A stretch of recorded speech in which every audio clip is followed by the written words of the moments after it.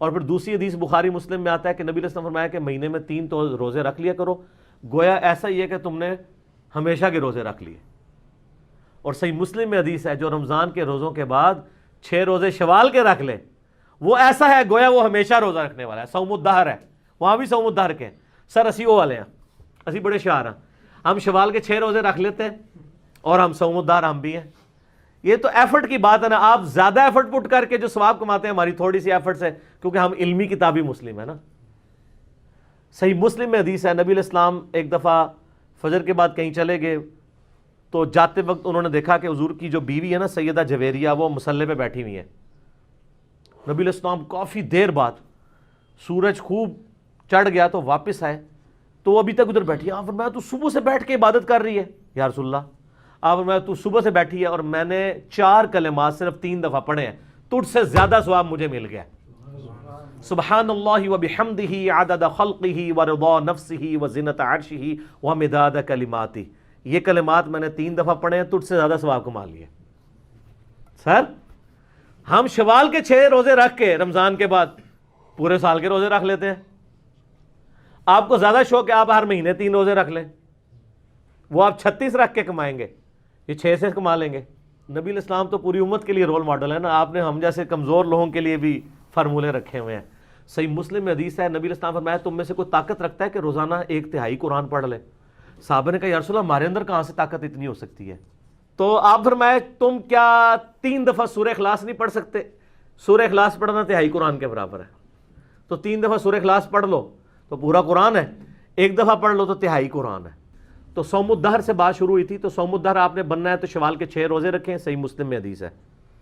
اس میں یہ بھی ضروری نہیں ہے کہ یکم شوال کے فوراً بعد رکھ لیں، پورے شوال کے مہینے میں جس وقت مرضی چاہے رکھ سکتے ہیں۔ بعض کہتے ہیں جی ایک فوراً رکھ لو عید تو بعد باقی کر لو، اور نہیں سر شوال میں جس وقت مرضی رکھیں، ٹھیک ہے۔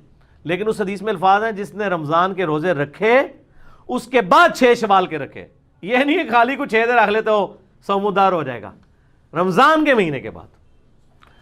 اور اگر اس سے آگے بڑھنا ہے تو مہینے میں 3 روزے بخاری مسلم میں آتا ہے، وہ بھی صوم الدہر ہے۔ بلکہ بخاری مسلم میں ایک حدیث یہ بھی ہے، میں بخاری مسلم کہہ رہا ہوں تو یہ نہ سمجھیں کہ بزرگ فرماتے ہیں حضرات فرماتے ہیں، نہ، میں بڑی ذمہ داری کے ساتھ یہ حدیثیں بیان کر رہا ہوتا ہوں، ریفرنسز بڑی ذمہ داری سے کوٹ کر رہا ہوتا ہوں۔ بخاری اور مسلم میں حدیث ہے کہ حضرت ابو ہریرہ کہتے ہیں مجھے نبی علیہ السلام نے یہ نصیحت کی تھی کہ 3 کام کرنے ہیں۔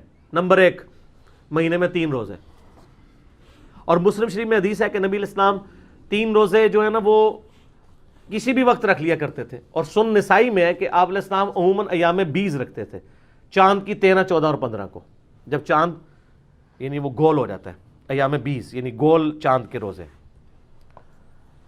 تو 3 کام مجھے وصیت کی تھی نبی علیہ السلام نے کہ مہینے میں 3 روزے، اشراق کی نماز روزانہ نفلی نماز ہے، اور تیسرا فرمایا کہ سونے سے پہلے وتر پڑھ لینا ہے۔ ویسے افضل تو ہے آخری رات میں پڑھیں، لیکن اگر آپ اٹھ نہ سکتے ہوں تو آپ کے لیے بہتر ہے رات کو پڑھ کے سوئیں۔